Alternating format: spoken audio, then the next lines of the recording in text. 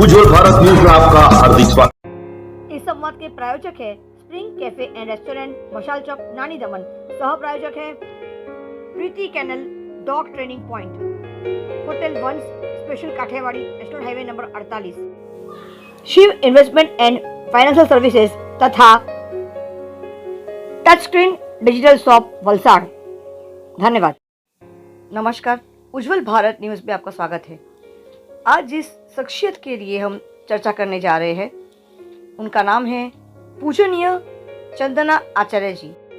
आचार्य चंदना जी शिक्षा के क्षेत्र में एक ऐसा नाम है जिन्होंने अनगिनत शिक्षा संस्थाएं खोले हैं और वहां पर अनगिनत शिष्य शिक्षा प्राप्त करते हैं।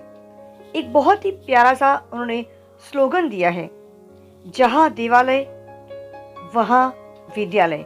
मतलब जहाँ पे भी मंदिर हो, चाहे मस्जिद हो, चाहे गिरजाघर हो, हर देवालय के एक उसे विद्यालय का भी रूप दिया जाए। जहाँ पर ईश्वर विराजमान होते हैं वहाँ पर अगर विद्या भी दिया जाए तो क्या बात है।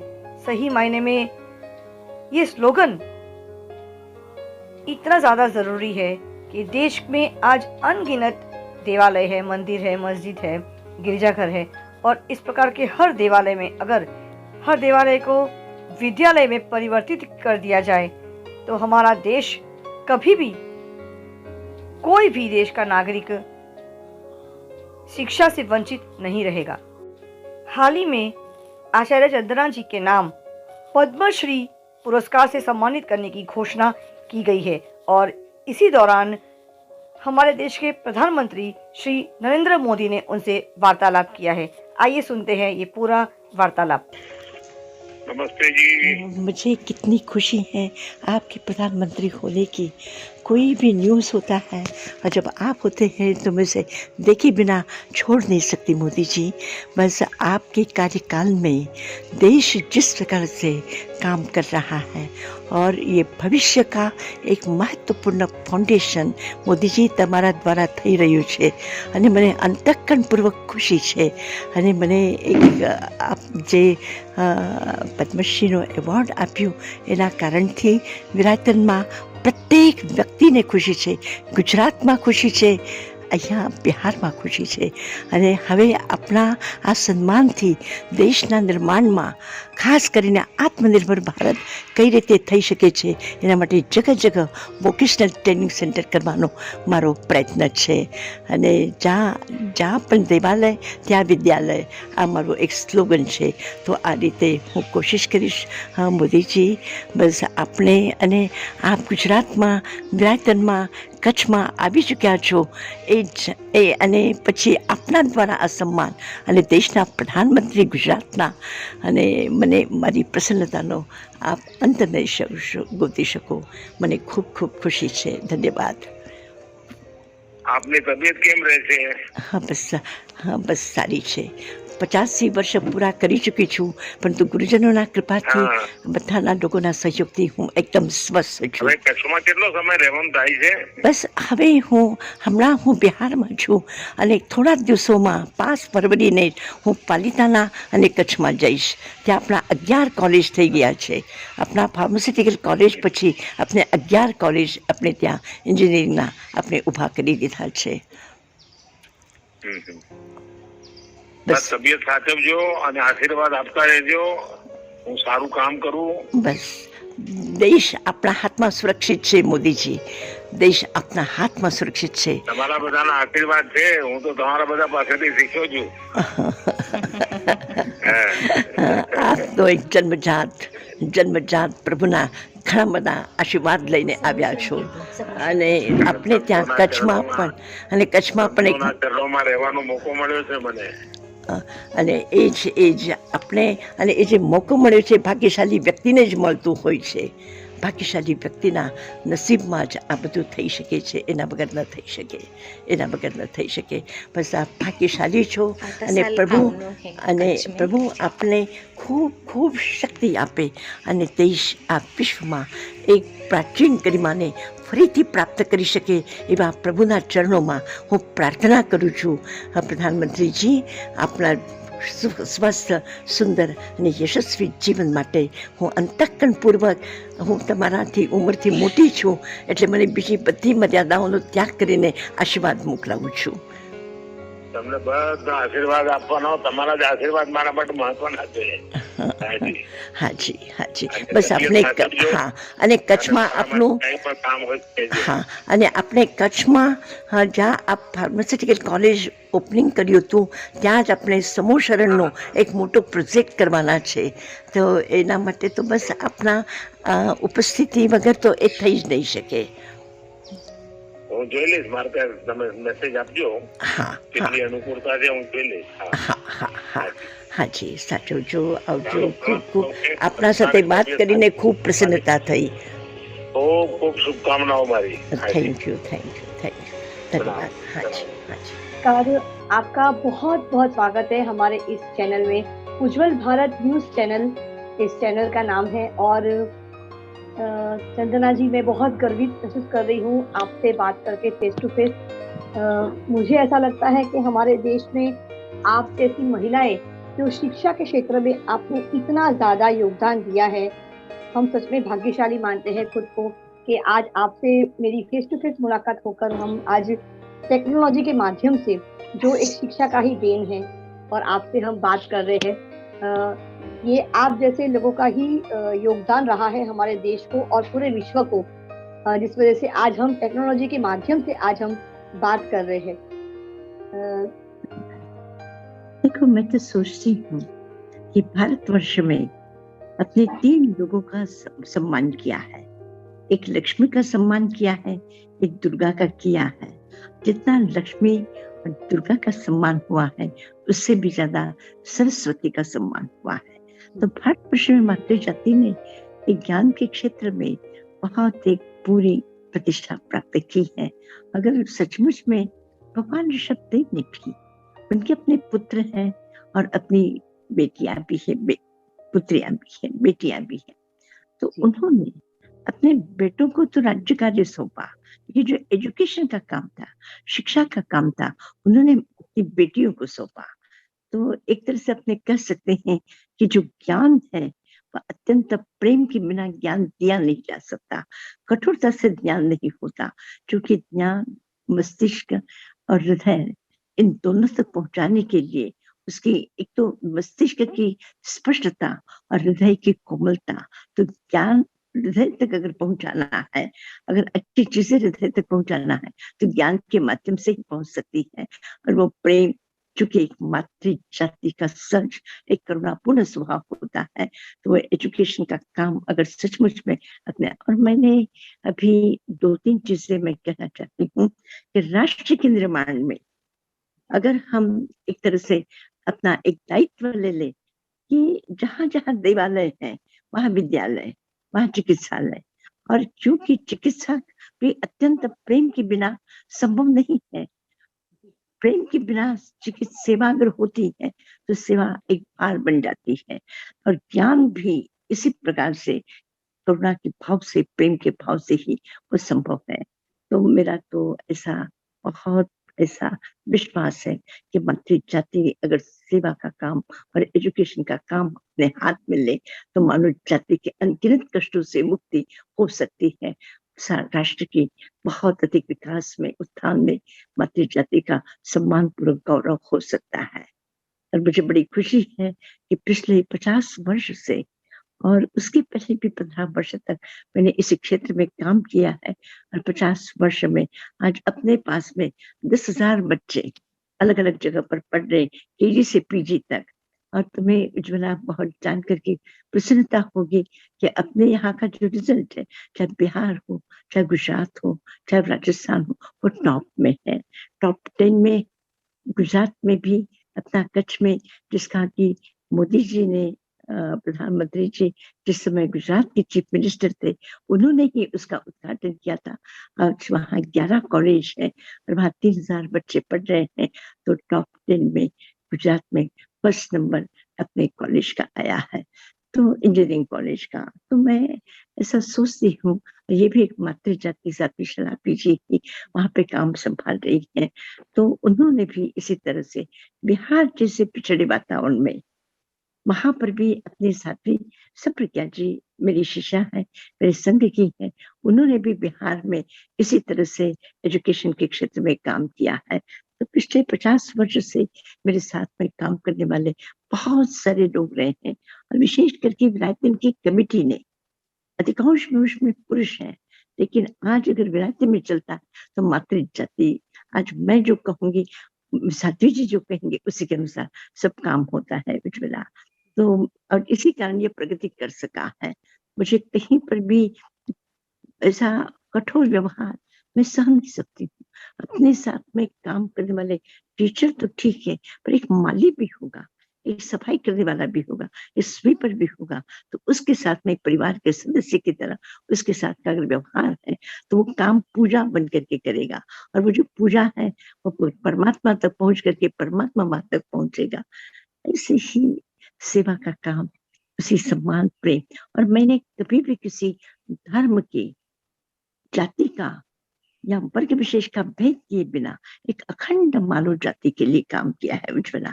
मैंने कभी भी किसी भी प्रकार से किसी जाति धर्म पंथ संप्रदाय का भेद नहीं किया। 50 वर्ष के इस कार्यकाल में एक छोटा सा भी कहीं पर भी किसी का मन दुख हुआ हो, चाहे बच्चों के साथ, चाहे मरीजों के साथ, चाहे डॉक्टर्स लोगों के साथ, किसी के साथ में एक भी घटना नहीं है, एक छोटा सा प्रसंग भी नहीं है।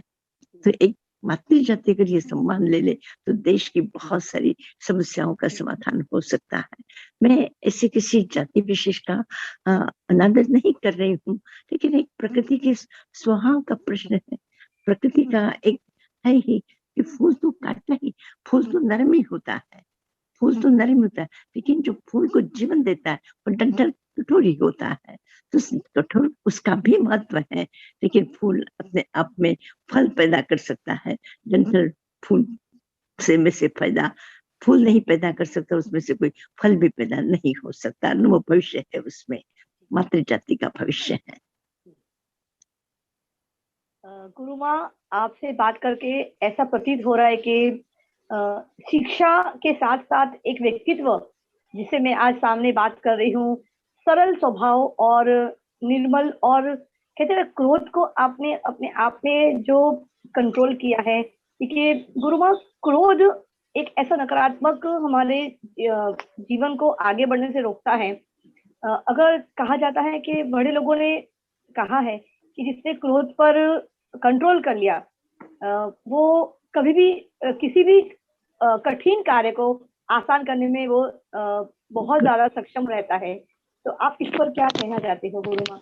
बस मैं कहती हूँ कि कोई ग्रंथ, शास्त्र, पुस्तकें, धर्म, इन सबको हम अलग कर दें, इन सबको अलग कर दें। हमारा शरीर है वही सबसे बड़ा शास्त्र है। मैंने अभी 1-2 दिन पहले कहा, हमारी आंखें अच्छा देखना चाहती है, हमारे कान अच्छा सुनना चाहते हैं, हमारा नाक भी अच्छी सुगंध चाहते हैं, हमारी जो मुंह है वो भी अच्छा खाना चाहता है, शरीर को भी सुंदर चाहिए सब। पर मन क्यों इस प्रकार से विकार से गंदगी में डूब रहा है? वो क्यों किसी का क्रोध करता है, कभी अहंकार करता है, कभी द्वेष करता है, कभी ईर्ष्या करता है, कभी उसके मन में एक तरह से दूसरों के प्रति द्वेष का भाव जगता है, प्रतिस्पर्धाएं होती है। तो अपना मन क्यों विकृत है? अगर हम अपने शरीर को, जैसे आंखों को अच्छा देखना ही अच्छा लगता है, तो मन को भी हम समझा दे, तू भी अच्छा विचार करेगा तो तेरा भी अच्छा ही होगा। तो मैंने अपने जीवन में, मुझे अभी याद नहीं आता, मैं 85 इयर्स कंप्लीट कर चुकी हूँ उज्ज्वला। बस इतने लंबे कार्यकाल में मुझे एक बार भी ऐसा नहीं लगा कि मैंने किसी को हाथ उठाया हो या कभी किसी को अपशब्द कर करके किसी के दिल को दुखाया हो। मुझे एक भी घटना मेरी जिंदगी की मुझे स्मरण नहीं है। न कोई बता सकता है कि आपने, सैकड़ों लोगों के बीच में मैंने काम किया है, गांव के लोगों के बीच में काम किया है, अपराधियों के बीच में काम किया है, अशिक्षित लोगों के बीच में काम किया है, मजदूरों के साथ में काम किया है, अध्यापकों के साथ में काम किया है, विदेशों में भी लोगों से बात की है। और बस मेरा एक ही आग्रह रहा कि जो हमारे रूल्स रेगुलेशंस, जो भी व्यवस्था है ऑफिस की, गवर्नमेंट की, उसके अंतर्गत रह करके उसमें थोड़ी सी भी गलती न हो जाए और हमारी व्यवस्था में एक अंश मात्र में भी गलती न हो जाए, तो मैं सोचती हूँ इस पद्धति से काम करने वाला व्यक्ति दिन भर में काम करेगा और रात को आराम से परमात्मा की स्मृति के साथ में सो जाएगा। तो मैंने तो कभी भी मेरे मन में न कभी कोई शौक रहा, न चिंता रही। कम से कम आज 26 जगह विरायतन काम कर रहा है, 26 संस्थानों में काम कर रहा है। लेकिन कभी भी एक बार भी ऐसा नहीं हुआ कि कमेटी के सदस्यों में कभी मतभेद या कभी विवाद या कभी कोई भी एक मीटिंग भी होती है, जनरल मीटिंग होती है, सभी लोग एक आधा पौन घंटा के भीतर मीटिंग समाप्त हो जाती, सारे रिकॉर्ड पेपर पर सबके पास चले जाते, कुछ कहने सुनने जैसा नहीं होता। न कभी इस संस्था में कभी इलेक्शन, क्योंकि वो एक तरह से कॉन्स्टिट्यूशनल इंस्टीट्यूशन है और उसके कारण उसका इलेक्शन 3 वर्ष में होता है, उसका ऑडिट रिपोर्ट हो जाता है, सब कुछ होता है और उन सब में सबके पास सब व्यवस्थित पहुंच जाता है। कभी कोई इलेक्शन या कोई सत्ता संघर्ष या कोई पद का आग्रह किसी को भी बस कहना पड़ता है कि आप ये काम संभालना है और संभाल लेते हैं लोग। और सब लोगों के आज इतना कुछ जो छोटा मोटा काम मैं कर सकती हूँ, देहातों में काम कर और अधिकांश में मेरा कार्यक्षेत्र देहात रहे हैं। और अभी भी मैंने एक स्लोगन दिया है कि जहाँ भी हमारे देवालय है, जिनालय है, वहां पे हम विद्यालय, चिकित्सालय इन दो के माध्यम से जनता के विचारों को हम बहुत आसानी से बदल सकते हैं। आज अपने स्कूल में भी 2-2 हजार बच्चे पढ़ते हैं, 3-3 हजार बच्चे पढ़ते हैं। एक बार भी आपस में कभी लड़ाई झगड़ा मतभेद संघर्ष ये क्या स्ट्राइक वाइक कभी कुछ नहीं होता, ये कुछ नहीं। इतने इतने वर्षों से काम चला रही हूँ पर कभी भी कोई प्रॉब्लम नहीं है, सबकी समस्या आप सुनी जैसे जा सकती है। आप जैसे साक्षात व्यक्ति जब हम बात करते हैं ना, तो वो बातों से ही स्मरण होता है, समझ में आता है हमें कि जिंदगी को अगर हम लोग सकारात्मक तरीके से देखना चाहते हैं, तो गुरुमा आपको मैं काफी समय से फॉलो कर रही हूँ और मैं आपकी चीजें पढ़ती हूँ। और जब से मैंने ये जाना है कि इतनी सारी संस्थाएं, शिक्षा संस्थाएं आपके द्वारा ओपन किए गए हैं, लोग आपके संस्थाओं में जाकर शिक्षा प्राप्त करते हैं और मैं बेसिकली एक शिक्षिका हूँ, उसके बाद मैं एक पत्रकार हूँ। तो मुझे बड़ा अच्छा लगता है गुरुमा कि आप जैसे इतने बड़े व्यक्तित्व वाले व्यक्ति से मैं आज आमना-सामना करके बात कर रही हूँ और हम लोग बहुत आपके मुकाबले में आने के लायक ही नहीं है गुरुमा। लेकिन आज आपसे बात करके इतना गर्वित महसूस कर रही हूँ। और गुरुमा सबसे बड़ी बात है कि आपको आपके लिए घोषणा की गई है प्रधानमंत्री के द्वारा, अ, उस पर जरा आप चर्चा कीजिए। आप कैसा महसूस कर रही हो जो जिसके लिए आपको घोषणा की गई है? मुझे जब ये पद्मश्री मिला तो लोगों ने कहा, मैं क्या क्या होता है पद्मश्री? मुझे समझ में नहीं कि पद्मश्री क्या होता है। तो मुझे पद्मश्री मिलने से और उसके पहले से मुझे कोई फर्क नहीं पड़ा। लेकिन लोगों ने जब कहा ये सम्मान है, तो मैंने वो सम्मान यहाँ पे सैकड़ों लोग, मेरा साथी संघ, कमेटी के लोग और जिन लोगों ने सेवाएं की है उनका सम्मान, लेकिन अच्छाई का सम्मान है। और जो जो अच्छे लोग अच्छे काम करते हैं उनका सम्मान होने से मैं इतना महसूस करती हूँ कि अगर ये सम्मान लेकर के बैठना नहीं, इसको और अधिक किस प्रकार से विस्तार दे सके इस काम को, सेवा के क्षेत्र को, राष्ट्र के निर्माण में हम कितना और योगदान दे सकते हैं, इसके लिए हमें प्रयत्न करना है। और ये अगर सम्मान है तो उन लोगों का, सबका, जिन लोगों ने इस कार्य में सहयोग दिया है और प्रत्येक लोगों ने, गवर्नमेंट डिपार्टमेंट, पत्रकारों ने, टीवी वालों ने, स्थानीय लोगों ने और विदेश के लोगों ने भी, सब लोगों ने इसको सपोर्ट किया है और बहुत प्रेम से मेरा साथ दिया है। ऐसे तो जैन परंपरा से, उज्ज्वला जैन परंपरा में पहले साध्वी जी, पुरुषों का वर्चस्व, साधुओं का वर्चस्व और फिर उसके नंबर पर 2 और जो पुरानी परंपराएं हैं कि हम उपदेश दे सकते हैं, ये हम कर नहीं सकते हैं। तो मुझे ऐसा लगता था बचपन से ही अगर हम जिस सत्कर्म का उपदेश दे सकते हैं, उस सत्कर्म को हम अपने जीवन में खुद क्यों नहीं कर सकते? तो इस प्रश्न का उत्तर जब मुझे नहीं मिला तो मैंने संघ से अपने आप को अलग कर दिया और अलग करके फिर मैंने इसी काम को, बिहार से काम की शुरुआत की और आज वहां पे 50 वर्ष हो चुके मैं काम कर रही हूँ।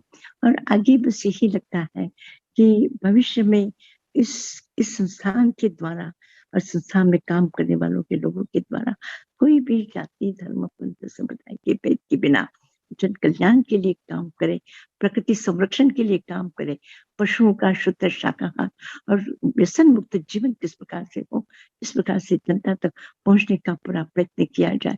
तो एक अखंड मानव जाति के लिए, अखंडता के लिए, सबके साथ स्नेह और सद्भाव के साथ अगर हम जी सके तो उज्ज्वला में इतना कहूंगी कि दुनिया में कभी कोई गरीबी नहीं रह सकती, कोई अशिक्षा नहीं हो सकती, कोई बिना दवा का ऐसे ही व्यक्ति तड़प तड़प करके नहीं मरेगा। क्योंकि हमारे युद्धों में, संघर्षों में, आणविक शस्त्रास्त्रों में सेना के पीछे जो मनुष्य जाति ने जो अपने अर्थव्यवस्था को एक तरह से बर्बाद किया है, इसको अगर हम बचा सकेंगे किसी दुनिया में, मैं वही स्वप्न देखती हूँ कि दुनिया में कभी युद्ध ना हो, दुनिया में कभी शस्त्रास्त्र न बने, तो वो बचा करके हम प्रत्येक व्यक्ति को सुखपूर्वक जी सके। आकाश में पक्षी इतने रहते हैं, समुद्र में इतनी मछलियां और इतने जीव जंतु हैं, पृथ्वी पर भी रहते हैं, सब करते हैं, वो तो युद्ध नहीं करते हैं और हमसे भी ज्यादा है, वो भी शांति से जी लेते हैं, खा पी लेते हैं। हमें ही क्या हुआ है इस लड़ने झगड़ने को, जो कि मनुष्य बुद्धिमान प्राणी है। तो मैंने अपनी तरफ से यही मैं कोशिश कर रही हूँ उज्ज्वला, कि इस बात को मैं लोगों तक पहुंचा करके बस एक अखंडता, अखंड मानव जाति, बस उसी दृष्टि से एक मनुष्य जाई। तीर्थंकर महावीर ने भी कहा मनुष्य जाति एक है और यत्र विश्व भौतिक नीडम, हमारा ऋषि उपनिषद का ऋषि कहता है यत्र विश्व भौतिक नीडम, हम सब यहाँ संपूर्ण विश्व एक घोंसला है, एक घोंसला है और हम घोंसले के हम पक्षी हैं। तो फिर हमें किस प्रकार से जाति, धर्म, पंथ के भेदों को लेकर के चलेंगे। बस मैं यही चाहती हूँ कि भारतवर्ष में कभी भी मौका मिले उज्ज्वला, तो बस कभी तुम आओ साथ में, शिक्षा के क्षेत्र में तुम काम कर रहे हो, विराटनगर में शिक्षा के क्षेत्र में काम कर रहा है और अभी पालीताना में गुजरात में ही एक यहाँ पे अपना स्कूल, बहुत अच्छा स्कूल चल रहा है। यहाँ पे आदिनाथ नेत्रालय सेवा का काम भी है और यहाँ पे खास करके हम एक इस तरह से एक सेंटर यहाँ पे करना चाहते हैं कि देश बहुत बड़ा है और हजारों व्यक्ति हैं जो शिक्षण दे रहे हैं समाज को, उन लोगों को किस प्रकार से बच्चों को शिक्षित करना चाहिए, किस प्रकार से उनका धर्म के विषय में जानकारी होनी चाहिए, इस विषय में यहाँ पे एक बड़ा तक्षशिला के नाम से एक सेंटर पालीताना में शुरू कर रही हूँ। बहुत बढ़िया। एक बात आखिर में कहना चाहूंगी गुरु माँ, हमारे पास से दुनिया हमसे सब कुछ छीन सकता है, लेकिन एक ही चीज जो नहीं छीन सकता वो है प्रतिभा और हमारा ज्ञान। प्रतिभा और हमारे अंदर जो छुपा हुआ ज्ञान है ना, वो कभी कोई नहीं छीन सकता। और उसी दो चीज की बदौलत है ना गुरु माँ, हम लोग तो कुछ भी चीजें ना हासिल कर सकते हैं। हम लोग दुनिया में अपने आप को एक सही स्थान दे सकते हैं। ऐसा मैं महसूस, मुझे मेरे माता पिता ने यही शिक्षा दी है कि सब कुछ छीन जाएगा बेटा, लेकिन डरना मत। अगर आपके अंदर प्रतिभा है, ज्ञान है, तो उसी दो हथियारों की बदौलत आप पूरी दुनिया को जीत सकते हो। अपने सकारात्मक विचारों से आप वहां पर एक अपना स्थान प्राप्त कर सकते हो। ऐसी शिक्षा मुझे मेरे माता पिता ने दिया है।